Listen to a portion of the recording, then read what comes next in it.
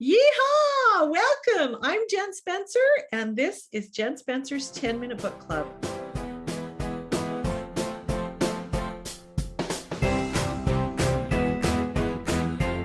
Howdy, readers.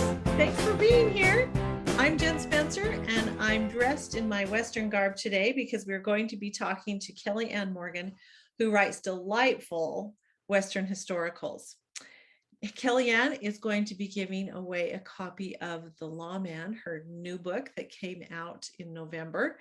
You are going to love it. And I'm going to be giving away a copy of 6 Kisses for Christmas, which is the book I wrote with my 5 sisters. It has a Dandelion Meadows story in it. So be sure to comment or ask a question in the section below, and you'll be automatically entered to win our giveaway. I would love for you now to meet the delightful Kelli Ann Morgan. Kelli Ann, welcome. Thank you so much for being here. Thank you for inviting me. Oh, I know. Well, Kelli Ann is just one of my favorite people. She's so bubbly and so delightful. And Kelli, I would just love to just tell everybody about yourself, about your writing, kind of what's going on, especially in your writing life right now. Well, it's kind of funny. I've always known that I was going to be a writer. I mean, so when I was in 7th grade, I announced to the whole world that I was going to be a romance novelist one day. Wow. And I know, and then I went on to be the president of the Writers Club in high school. And obviously, I did a couple of stints as the Utah president for the RWA. And obviously, writing has been a very big part of my life. And so I published my first book in 2012. And since that time, between my Western historicals, Western contemporaries, children's books, and coloring books, I actually have 25 books out now, which is kind of, yes. And so it has been really fun. But I am a mother of one who is heading out into the big bad world, of Tennessee here in the next little bit. And then I have a husband who, honestly, I am in love with more today than I was the day we got married. So that has been super fun. Yes. But as far as writing goes, I just keep myself busy. I have a lot of hobbies that I do in between. I do pottery, I do photography, I do a little bit of everything artistic. But when it comes to my writing, the last year and a half, I've taken a little bit of a hiatus and am just jumping right back in with both feet. And I have a new book, The Lawman, that just came out on November 10th. So yeah. Yay, and we are so excited about that one. You are really a very creative person. I just love all the things that you're involved in. And I even have, you made me a little pottery thing. It was like a little square plate holder thing. And I still use that. It's still sitting on my cupboard. I put my peels in it, but I take every day. So, it looks something like this. Yes, it's blue, but that's exactly it. Yep. That's so great.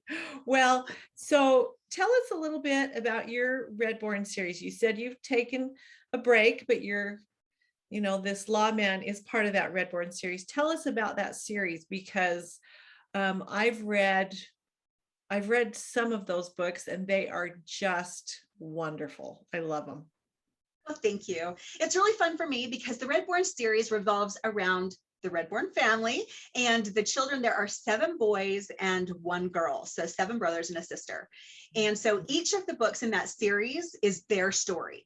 So while they're standalone, they're all connected. They're all, they're not in order. They weren't written in order, but they all have their different stories that people pop up, so one brother will pop up in this book and another brother will pop up in that book. And so we get to see them quite a bit throughout the whole series. They are Western historicals. They go everywhere from, chronologically, the first book actually takes place in 1869 when the railroad met at Promontory Summit right here in Utah.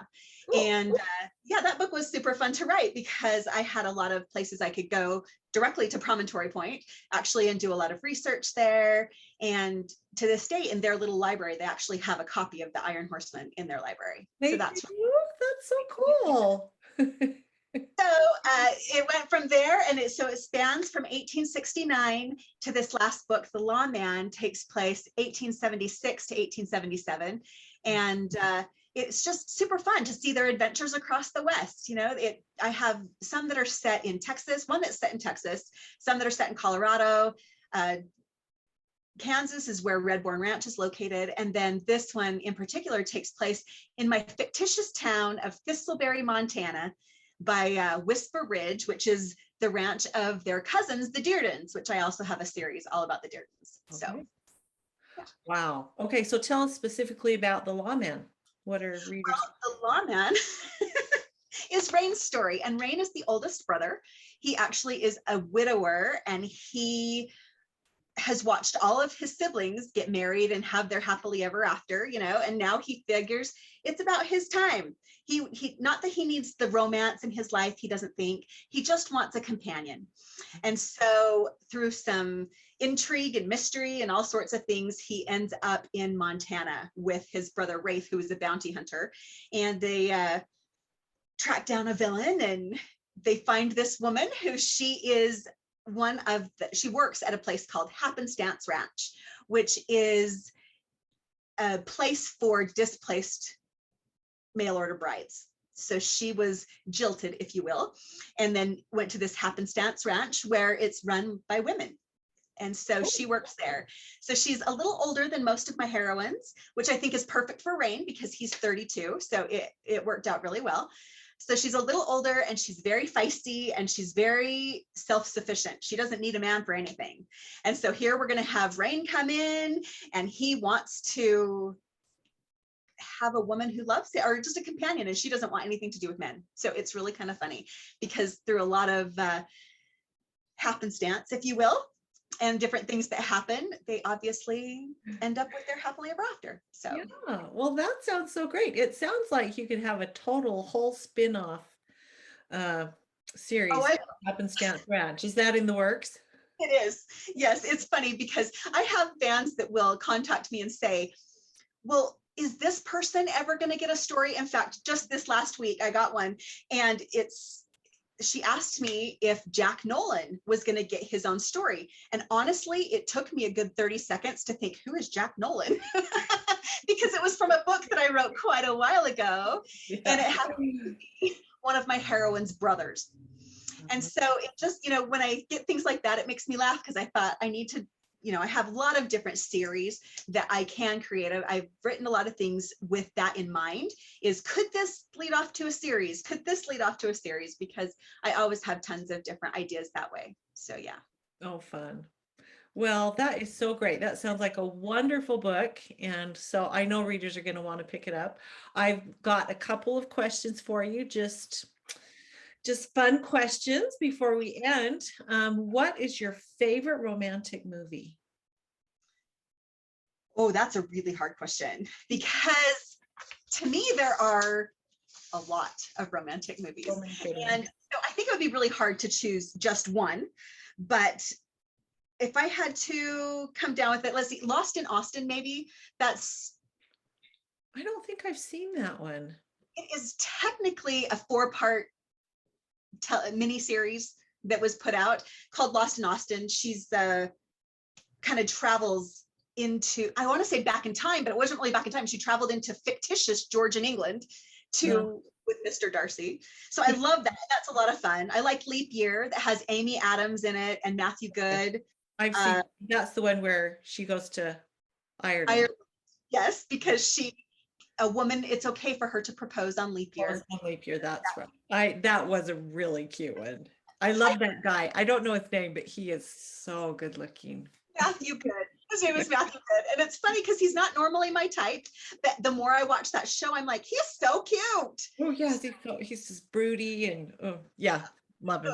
So I have a whole list of movies that I really enjoy. Things, I enjoy a lot of different types of movies, even like YA movies. Like, I don't know if you ever saw To All the Boys I've Loved Before. The first one.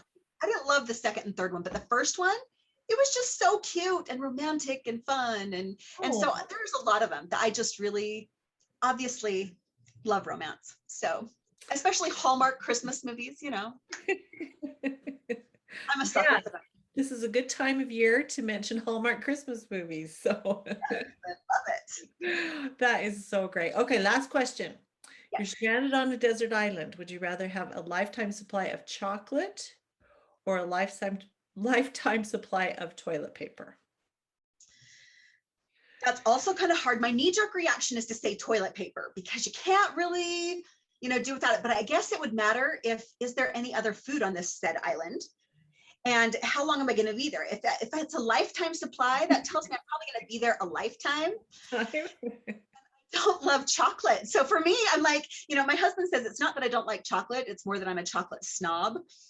So it's one of those things. If there is plenty of fresh fruit on the island, then I definitely choose toilet paper. If there is no other food on the island, I would choose chocolate. Is that cheating to give both answers? No, that is perfect. I just, it's kind of a psychological test to see how you think, so Yes. so every answer is right.